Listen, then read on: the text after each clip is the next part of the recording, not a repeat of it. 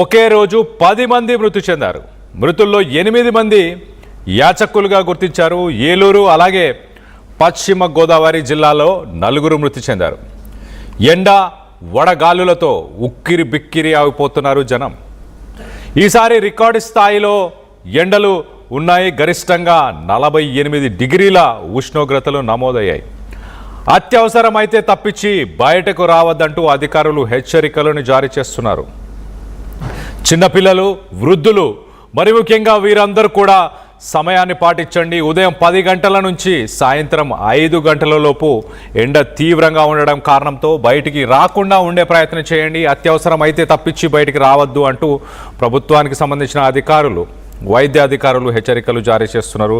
మరి ముఖ్యంగా ఏపీ మొత్తంగా 21 మంది చనిపోతే విజయవాడలో 10 మంది చనిపోవడం గమనార్హం. దీనికి సంబంధించి మరింత అప్డేట్ తీసుకునే ప్రయత్నం చేద్దాం. ఇటు ఏపీ నుంచి మా ఇన్పుట్ ఎడిటర్ కృష్ణమోహన్ అందుబాటులో ఉన్నారు. కృష్ణమోహన్తో మాట్లాడి తెలుసుకునే ప్రయత్నం చేద్దాం. కృష్ణమోహన్, ఎలా చూడాలి ఈసారి ఎండలో దెబ్బ తాకిడికి 21 మంది నిన్న ఒక్కరోజే చనిపోయారంటే అది ఎంత విషాద సంఘటన అని చెప్పుకోవాలి. ఎలా ఉన్నాయి రానున్న రోజుల్లో కూడా ఎలాంటి పరిస్థితులు ఎదుర్కొనే అవకాశం ఉంది? చాలా బేసిక్గా విజయవాడలో వ్యవహారం కావచ్చు,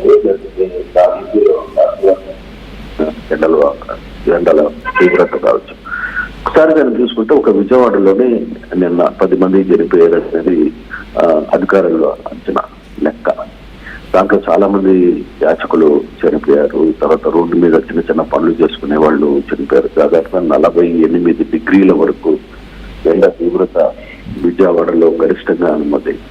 దీంతో రాష్ట్ర వ్యాప్తంగా చూసుకుంటే ఈస్ట్ గోదావరిలో, వెస్ట్ గోదావరిలో 4, ఇతర అపలో 2, ఇట్లా మొత్తం మీద 21 మంది రాష్ట్ర వ్యాప్తంగా చనిపోయారు.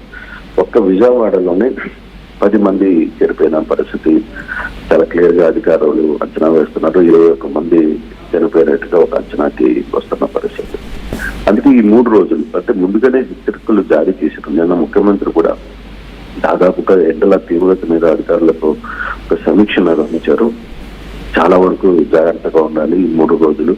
రేపు ఎల్లుండి ఆదివారం వరకు కూడా పరిస్థితి ఇలాగే ఉండబోతుంది. కాబట్టి తగిన సూచనలు ఎప్పటికప్పుడు నీళ్లు చేయడం ఉండేటట్టుగా, ఆ దారిలో అక్కడక్కడ వాటర్ ప్రజలకి అందుబాటులో ఉండే విధంగా ఇటువంటి చర్యలు చేపట్టాలని కూడా చూపించిన నేపథ్యం. అయినా నిన్న ఒక్క రోజు మాత్రమే 21 మంది ఆంధ్రప్రదేశ్ లో చనిపోయారు అంటే ఎండల తీవ్రత పరిస్థితి ఏంటో అర్థమైంది.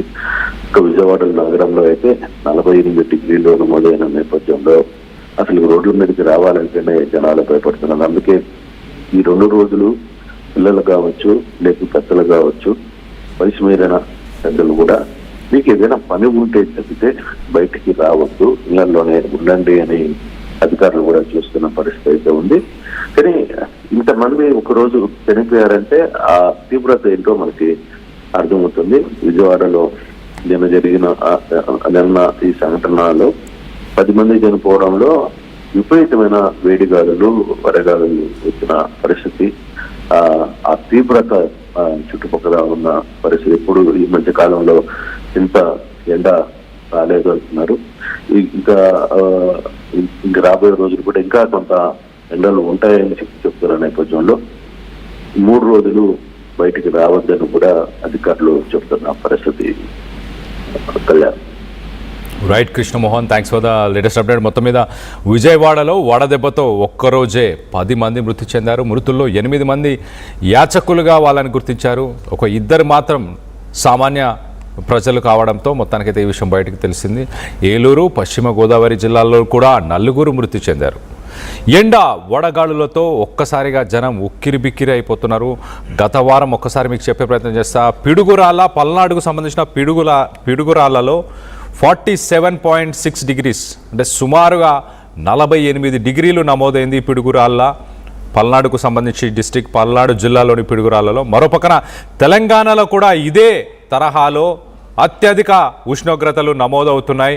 ఒకసారి తెలంగాణలో మనం చూస్తే దిలావర్పూర్, నిర్మల్కి సంబంధించిన జిల్లా, నిర్మల్ జిల్లాలోని దిలావర్పూర్లో 46.5 డిగ్రీస్ 46.5 డిగ్రీల ఉష్ణోగ్రతలు నమోదయ్యాయి. తెలంగాణలోని హన్మకొండలో కూడా 46.4 డిగ్రీలు, హన్మకొండలో కూడా అత్యధికంగా 46.4 డిగ్రీలు. తెలంగాణలో మరొక ప్రాంతం మంచిర్యాలకు సంబంధించిన కోటపల్లిలో 46.3 డిగ్రీలు, మంచిర్యాలలో కూడా 46.3 డిగ్రీస్. అలాగే ఆంధ్రప్రదేశ్కి సంబంధించి కృష్ణా జిల్లాలోని కంకిపాడులో 46.1 46.1 డిగ్రీస్. రానున్న రోజులకు గాను ఒకసారి రానున్న రోజుల ఉష్ణోగ్రతలు కూడా చెప్పే ప్రయత్నం చేస్తా. ఆంధ్రప్రదేశ్ ఒకసారి చూస్తే ఆంధ్రప్రదేశ్ ఏపీ మెట్రలాజికల్ సెంటర్ చాలా క్లియర్గా ఆరెంజ్ అలర్ట్ని జారీ చేసింది.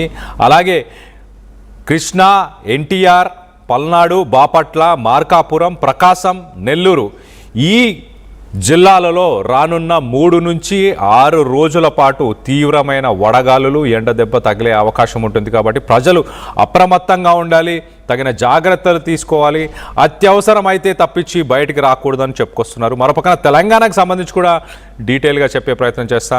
తెలంగాణ ఒక్కసారి చూస్తే ఉత్తర తెలంగాణ అలాగే ఈశాన్య తెలంగాణకు సంబంధించి northern and eastern districts will continue to bear the brunt of extreme weather. So రానున్న రోజుల్లో ఉత్తర తెలంగాణ అలాగే ఈస్టర్న్ డిస్ట్రిక్ట్స్ అంటే మనం మొత్తంగా ఒకసారి చెప్పుకుంటే ఆదిలాబాద్, నిర్మల్, నిజామాబాద్, కరీంనగర్, వరంగల్, నల్గొండ అలాగే ఖమ్మం ఈ పరిసర ప్రాంతాల్లో భద్రాద్రి కొత్తగూడెం దాకా ఈ జిల్లాలలో రానున్న రోజుల్లో ఎక్స్ట్రీమ్ వెదర్ కండిషన్స్ ఉండబోతున్నాయి.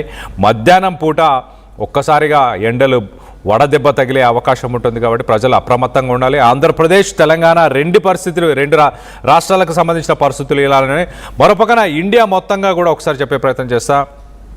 ఢిల్లీ, పంజాబ్ అండ్ హర్యానా ఈ ప్రాంతాలలో రానున్న 6 నుంచి 7 రోజులు అంటే నెక్స్ట్ వారం రోజుల పాటు కూడా తీవ్రమైన వడదెబ్బ తగిలే అవకాశం ఉన్నట్టు వాతావరణ శాఖ చెప్పుకొస్తుంది. మరోపక్కన సెంట్రల్ అండ్ ఈస్ట్ ఇండియా అంటే మధ్యప్రదేశ్ అలాగే 7 సిస్టర్స్ మధ్యప్రదేశ్తో పాటు మేఘాలయ, మణిపూర్, అస్సాం ఈ రాష్ట్రాలు అలాగే పెనిన్సులార్ ఇండియా ఈ రాష్ట్రాలు మొత్తంగా కూడా ఎండ తీవ్రత ఉండే అవకాశం ఉంది.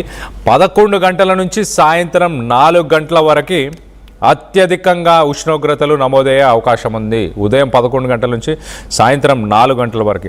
సో దీనికి తగిన జాగ్రత్తలు తీసుకోండి. మీతో పాటు వాటర్ బాటిల్ని క్యారీ చేయండి, ఒక గొడుగుని క్యారీ చేసే ప్రయత్నం చేయండి. అత్యవసరం అయితే తప్పించి బయటికి వెళ్లకుండా ఉండే ప్రయత్నం చేయండి. మరి ముఖ్యంగా చిన్నపిల్లలు, పెద్దవాళ్ళు, పసికందులు ఉంటే కనుక బయటికి వెళ్ళడం మీరు తగ్గించుకుంటే మంచిది, బయటికి వెళ్ళడం అవాయిడ్ చేస్తే మంచిది. ఇంటి పక్కనే ఉండండి, కొంత చల్లగా ఉన్న ప్రదేశాల్లోనే ఉండే ప్రయత్నం చేయాలి అంటూ కూడా చెప్పుకొచ్చారు. సో మొత్తం మీద ఏపీలో నిన్న ఒక్కరోజే 21 మంది మృతి చెందారు. మరి ముఖ్యంగా విజయవాడలో 10 మంది చనిపోవడం జరిగింది. ఎండ తీవ్రత అంతగా ఉంది. మీ రాష్ట్రాలలో మీ జిల్లాలలో ఎలాంటి పరిస్థితులు నెలకొన్నాయి ప్రస్తుతానికి దానికి సంబంధించిన డీటెయిల్స్ని కింద కామెంట్ రూపంలో తెలియపరచండి.